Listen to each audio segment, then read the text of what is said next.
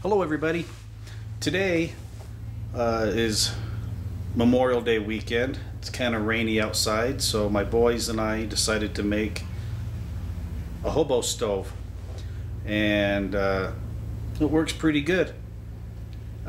Stay tuned and we'll show you how to make it. Okay, the things we're going to need to make the stove are a number 10 tin can, a tape measure, a Sharpie, and then a can opener, but you need it with the pointy side. Of course, gloves, safety glasses, and some sort of a tin snips, or I'm going to use these electric vibro cutters.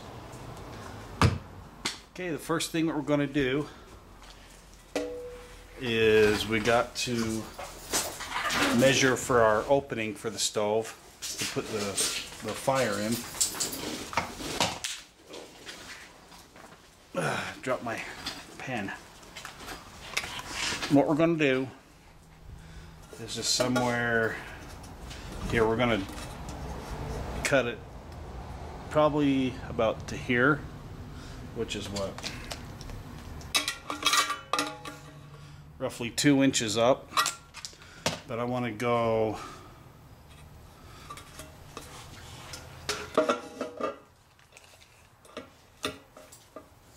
here, and then from each side of that I'm going to go 2 inches. So roughly I'm going to have a 4-inch opening is what I'm going to do.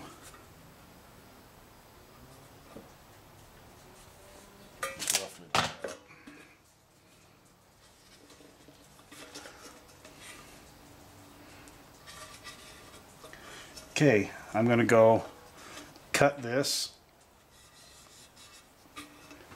I don't know if you can see that. To there.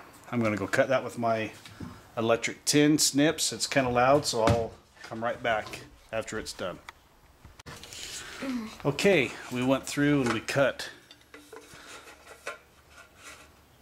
these slits. Now what we're going to do is we're going to bend it open. That will just be kind of the opening of the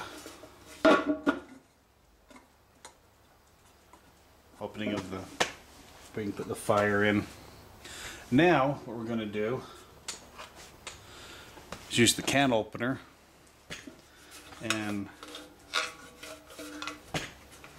roughly put some holes here for the vent, and I'll just put one here, see if that will work. Like that, see that? And I'll put one 180 degrees from it, and then one at 90 degrees.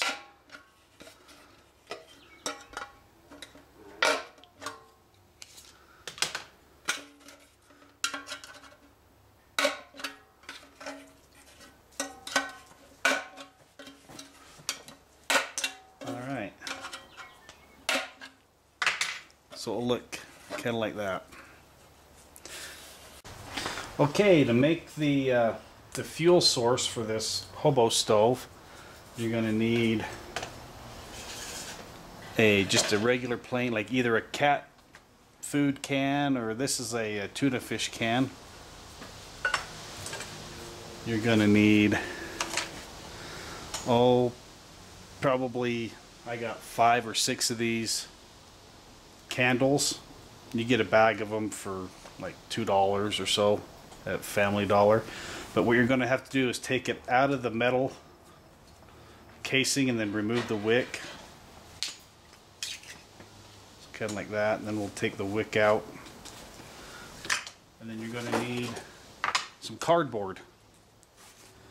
Now what we're going to do first is with our tape measure, measure the depth of the cat, or the cat food can or whatever, and it's just over 1 inch. So we'll cut strips of this cardboard at 1 inch wide. So I'll cut some Alright, I got the first strip. I don't know if you can see that cut out. My buddy's helping me cut out the second one. And what we're going to do is roll these up and put them inside the tuna fish can. Right, buddy? He's concentrating. Well, after you get that cut out, we'll show them what to do next. Right, JT? Yeah. Alright, we'll be right back. Yeah. Okay, now that we got these kind of cut out, what we want to do is fit the cardboard inside the can. And I'll just start rolling these up like so, making it into a... No, wait a minute, bud. You're going to put that one on the back of this one. See how it doesn't quite fit inside the can yet, so we have a second strip. Let me see. We got a second strip that we're going to add to it.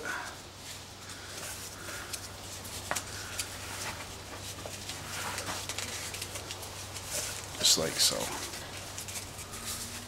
We're going to need 3 strips.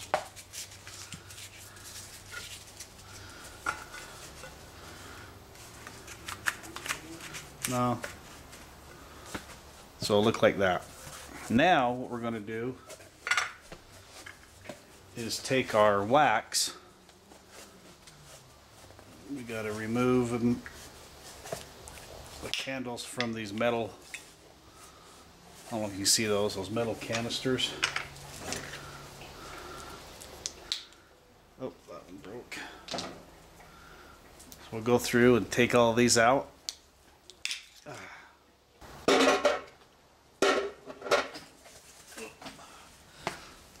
And I'm just plopping them in my stove over there. And I'll resituate it and show you how we do that. Okay, we are melting, I don't know if you can see it in there. We're melting those candles. Oh, they're popping. Make sure you get your safety glasses on, buddy. And after they're melted, we will pour it into that. And we'll be right back. Okay, the wax is now melted. And what we're going to do is pour it inside the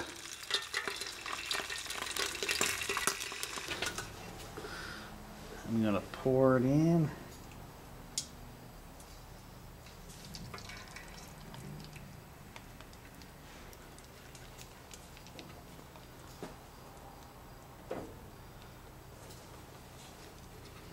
There we go. And that should be enough. I'm going to let that harden up and then we'll light it and show you how it works.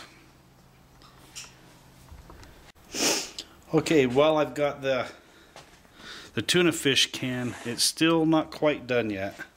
I started a penny stove burner and you can kind of see how they work. Worked pretty good. And then I just put that over it.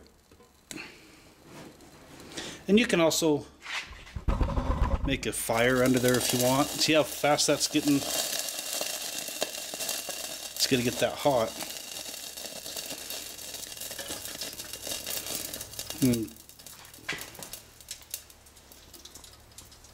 You can put that jug of water up there and boil it. Or in fact, when I was in Scouts 30 years ago, it tells you how old I am, we actually used to cook on those surfaces there, cook our hamburgers on there. And had a little fire under here going. But they work pretty good. They're kind of fun to build. Now I repositioned the camera and I wanted to show you how good that penny stove works. That works really good. And that's just using heat. And like I said, I'm not going to show you how to make that. If you guys want to learn how to make that, go check out my buddy Jiu-Jitsu 2000's YouTube channel. He teaches you how to make those. And like I said, you can also put fire in there, or little sticks, and build the fire actually inside the can. My wax isn't quite set yet, but I'm just having fun watching that little penny stove cook this, and it's pretty hot. I'll move the camera up a little bit. You can see what I got, my little stove, or my little water jug up there with water in it.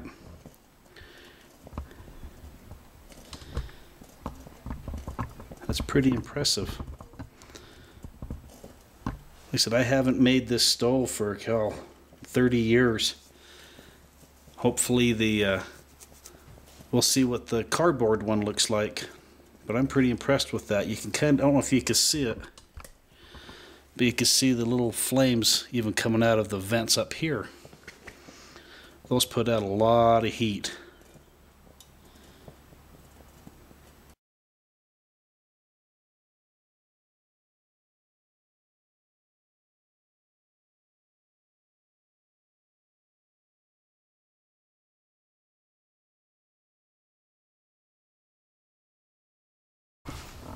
Okay, I was able to get my the tuna fish can started. 2 V22 Ospreys just fly over my house, and the company I work for, we do a lot of work on those, and that's how that works. Kind of like a homemade little burner. Put the water on top. And for those of you who are interested, those penny candy, the penny stove took 8 minutes to boil the 3 cups of water. So I'm going to time this one and see how long it takes. I put just cold water back in it. I dumped the hot water out. And I'm going to start my timer. And if I can find my timer, here it is. Can I show you here? And I'll start it. And we'll see how long it takes for that to boil, and I'll get back with you. But anyway, I thought that was kind of a neat project to make.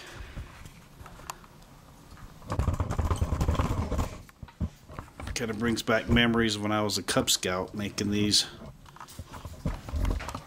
And I'd sit out on my dad's patio, and my friend and I, we'd barbecue hamburgers on this little thing here, and it worked pretty good. There is a little bit of black smoke. That's the wax burning off, but like I said earlier, you can either get some wood and put in this little burn chamber, or the penny stoves, or make your own flame like we did here with the cardboard and the wax. That works pretty good too. Let's see where we are here on the... Ooh, the water is warm. I just checked that with my hands. Kind of probably a dumb thing to do.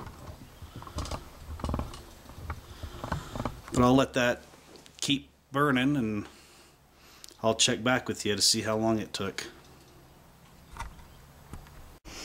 Alright, just give you an update. We're at 4 minutes now. And it's not quite boiling yet, but you can see the black smoke. That's from the wax, but it's working pretty good. Okay, here's another update. We're at 9 minutes, roughly 10 minutes, and I just checked the water. It's not boiling yet, but I can't touch it with my finger. It's hot. But not bad for 10 minutes so far, and the flame's still going. You could definitely cook meat on there, or ramen if you want. Okay, I just checked it. 12 minutes, roughly 30 seconds, and it is a light boil.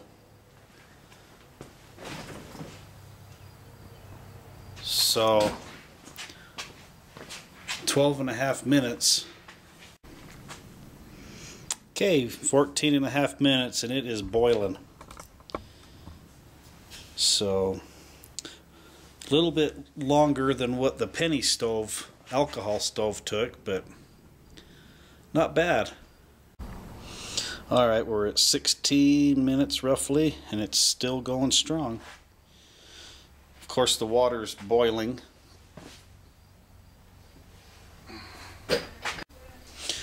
Okay.